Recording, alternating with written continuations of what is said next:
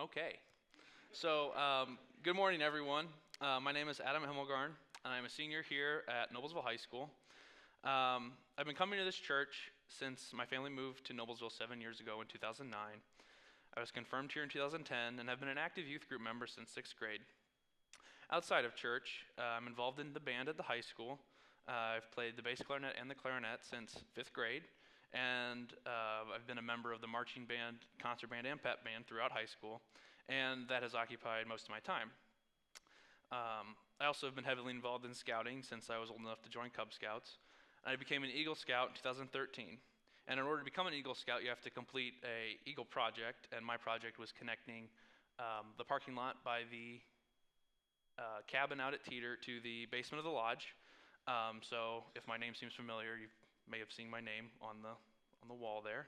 I also want to say this is the second time. I've written first time, but I did it at 8:15. So this is the second time at this for me. So in order to prepare for today, I've been watching a lot of the YouTube videos recorded in this service for reference, and I'm going to try out some of the pastor's moves. Pastor Jerry would talk about history. Already done that. Pastor Dick can make a bad joke, and then the more popular Pastor Aaron, where I just have to stop and take a moment.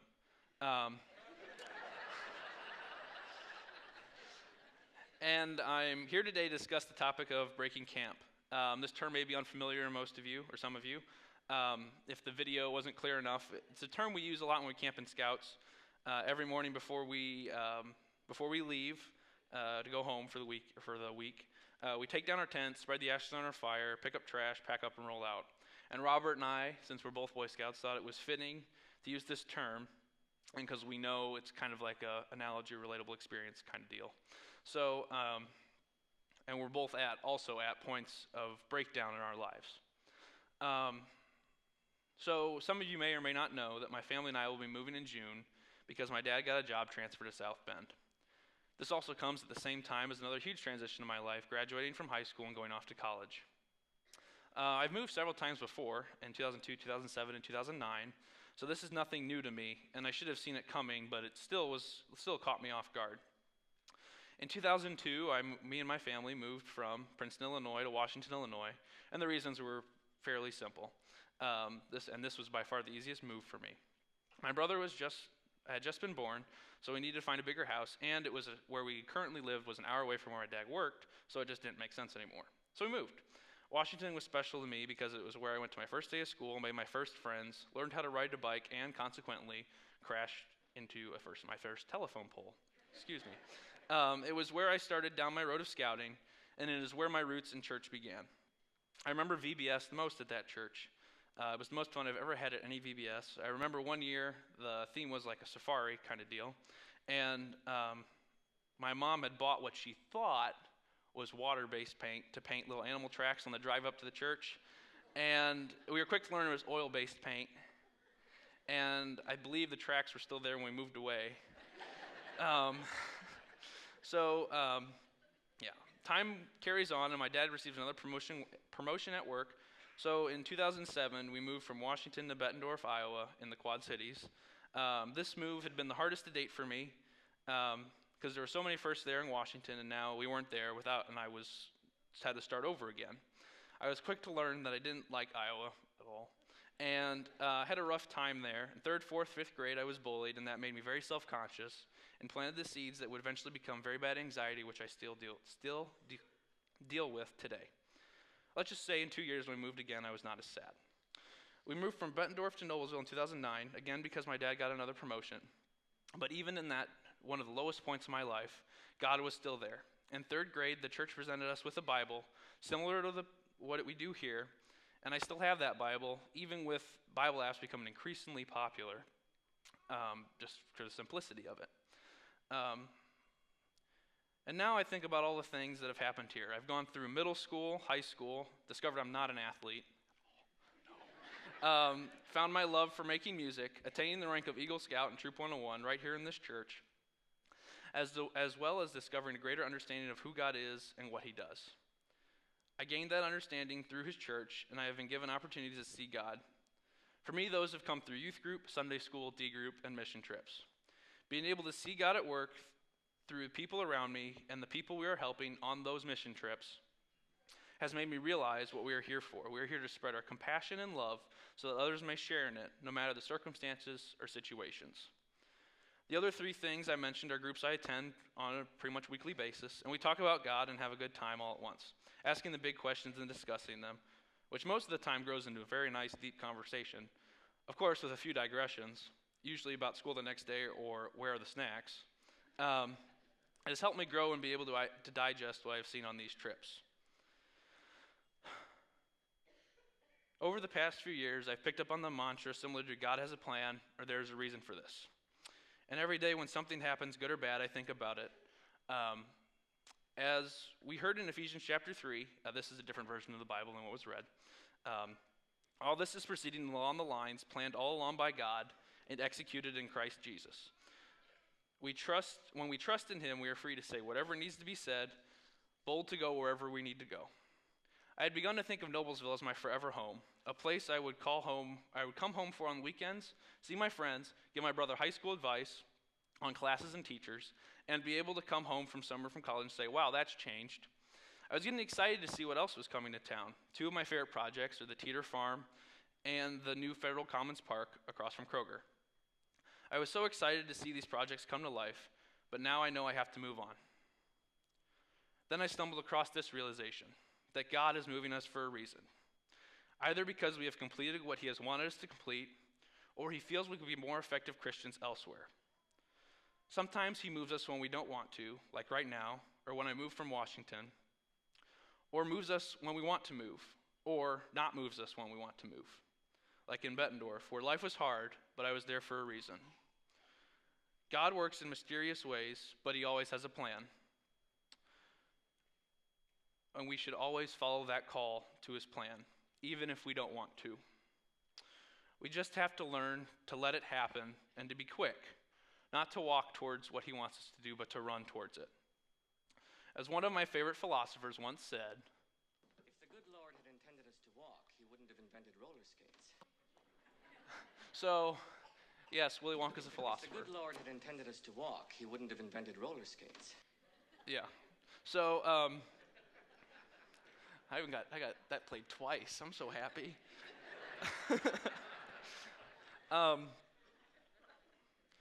So roller skates are faster than walking, but I'm not good at roller skating and find it very painful.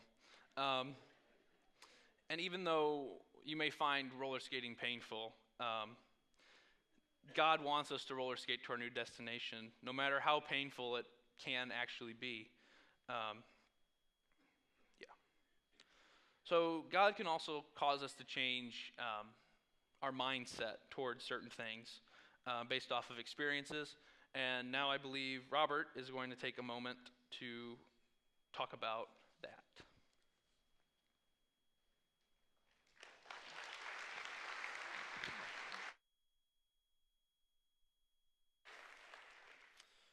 Before we begin, hi, I'm Robert Pate. And shout out to Marcus Emmert for singling out my dad. I owe you $1, Marcus. I'm Robert Pate. I am also a senior. I do not go to Noblesville. I transferred to Heron at my sophomore year, so I am the odd one out, black sheep of the Noblesville group. I too am an Eagle Scout, and I have known Adam for quite a while, and I've been with this church ever since I moved here when I turned 6, and it's been a great time. So if you have not yet heard or observed, this is Youth Sunday. Yeah. This is essentially the Sunday that we give the entire day to the youth. The youth run everything during the whole service, and the seniors, I don't know why they do this, they are often given the sermons for the day in place of the pastors. And so if you don't like me, my name is Tom Pate. I'm sitting right there. You can see me after this discussion. With this being said, Adam Hemmelgarn and I, we elected to go with the theme of moving away for our sermon message thing. To give you a more detailed background about myself, I moved to Noblesville when I turned 6 years old, and I literally moved here when I turned on that day. There's like a 3-day gap, so I never have to, when people are like, how long have you lived in Noblesville? I just go 1, 2, 5, 6, 7, 8, 9, 10, 11, 12, 13, 14. Yeah, you get the idea. And from there, I've happily lived in Noblesville since then on. But now my family is moving again, this time to South Carolina for my dad's job. And it's a little bit bigger than a hop, skip, and a jump away.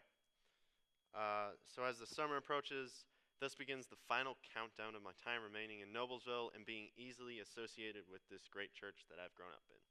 I'll try though, don't worry. And for those of you who are like, yes, he's moving, no, I'll come back. So now when I return to college though, and when I visit my family, I won't necessarily be going home exactly. So when my parents say, "Hey, we're gonna go to the so-and-so's house and do the thing," and I'm just gonna go, "Who?" And knowing my dad, he's going to give me a look like this and go, "Robert, we have known these people all our lives. How can you not remember?" Because he'll do that, right, Dad? He seems so happy about that too. So as Adam mentioned, we're both Boy Scouts, and we constantly have to break down camp. And I guess my time at camp here is up. It doesn't actually bother me too much, though, that my family is moving to South Carolina. It's actually one of the best times and the worst times to do so. I'm going to college, and as my parents will gladly inform you, they are happy I am leaving the house.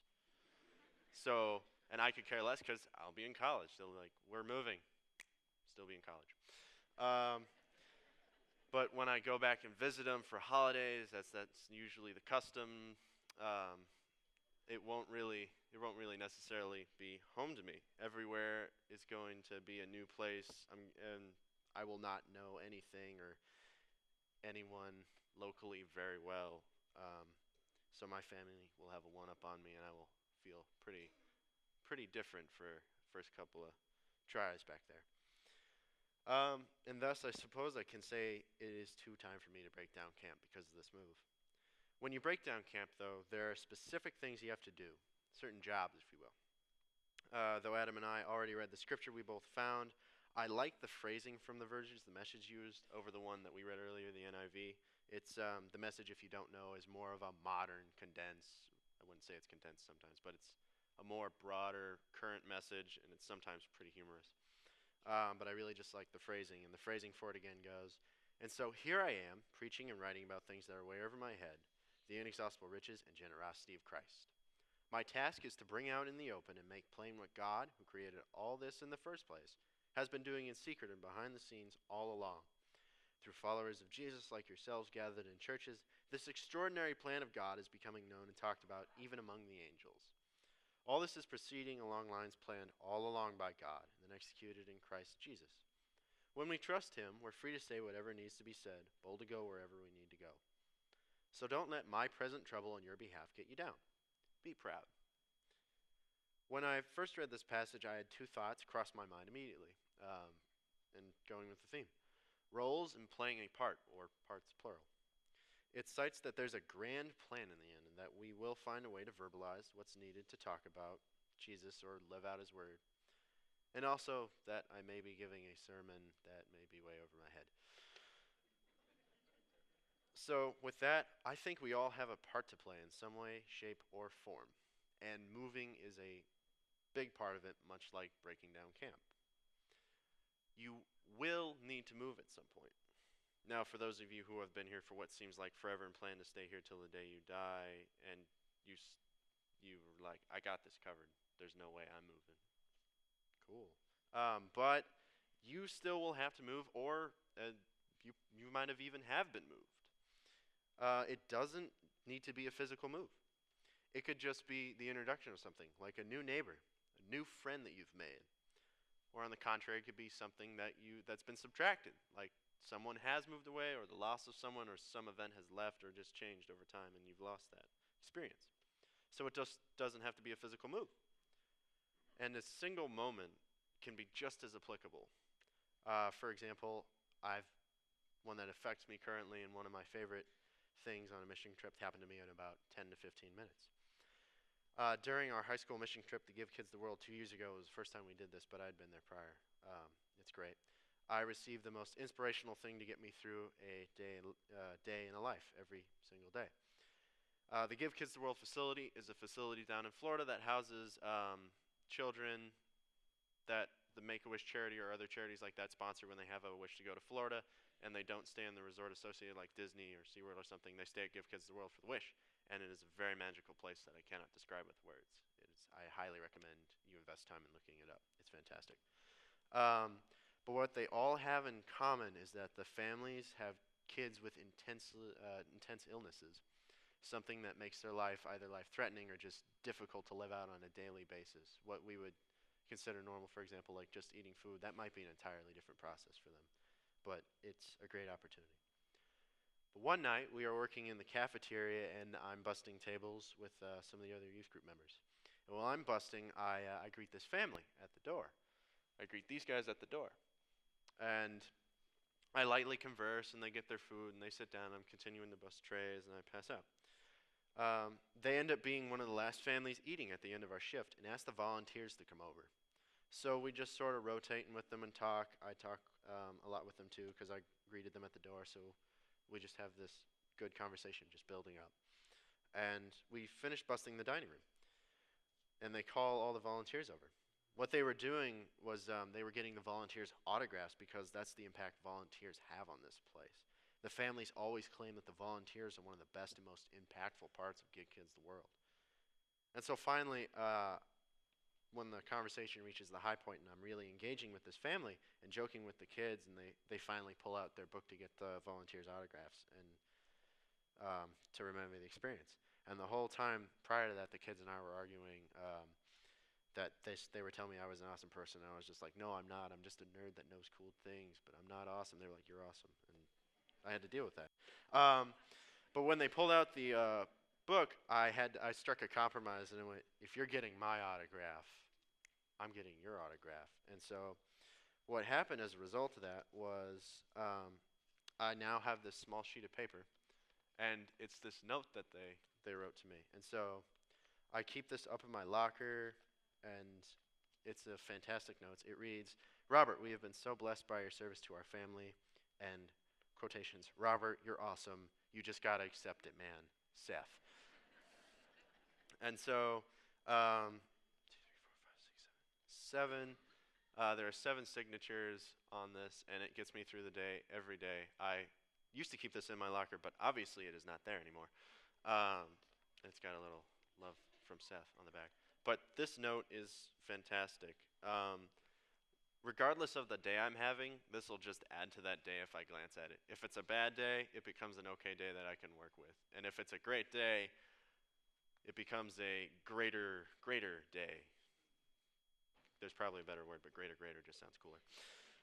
And so I have this note that adds to me. So that's the moment that's really defined what mission trips do for me and the impact you can have on the grand or small scheme of things.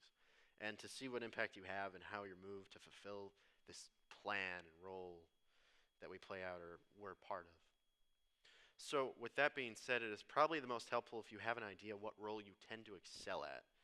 For example, I believe my role in this universe is to break things. And by break things, I mean turn simple things into overly complex things and turn highly complex things into overly simple things. Like, why didn't Dad, when we used to trim a bush and we'd have to rake it in, and I had this realization, like, Dad, why don't we just put the tarp under the bush? He looks at me and goes, why didn't we think of that years ago? But yeah, something like that. I'm your retirement plan, Dad. I got you. And so my job as well is to break the weight you may bear in a moment when you need the weight to be broken or shouldered off a little, give a laugh to a somber mood if necessary, be a guy, not the guy to talk to, just be in the room, just a guy that you know is there and you can vent to if you need to, or just be like, hey, and something like that. But even simpler statement for my goal is to make you think twice about something in a new light. So at least that's what I believe anyway. My parents will tell me that my job in life may be a tax deduction. I don't know. For those of you who don't know what you excel at or don't know what you're good at or what role you may play, that is great. That's more power to you. You guys are one of the best of us in the bunch because you guys are the wild cards. You guys can work in a spontaneous situation that those of us who know our strengths can go something like, yeah, I can't break this. And so you guys have this fantastic ability to just go in and do something, and it could work fantastically, and none of us could have planned that. Plus, you have plenty of time to figure it out and maybe fulfill a piece of the puzzle or two along the way of life. So don't worry if you don't have it. You're a wild card, and if something clicks, you'll know. And if you think you may have it, though, the role you play may need to change. You may need to move, like I more than likely will have to. And as I move on, I guess I'll just have to see what else there is for me to do or break. I could end up breaking a lot of things in this universe. We'll see. But all that matters is in the end, I know there's some plan that will work out for me and another for me to fulfill simultaneously.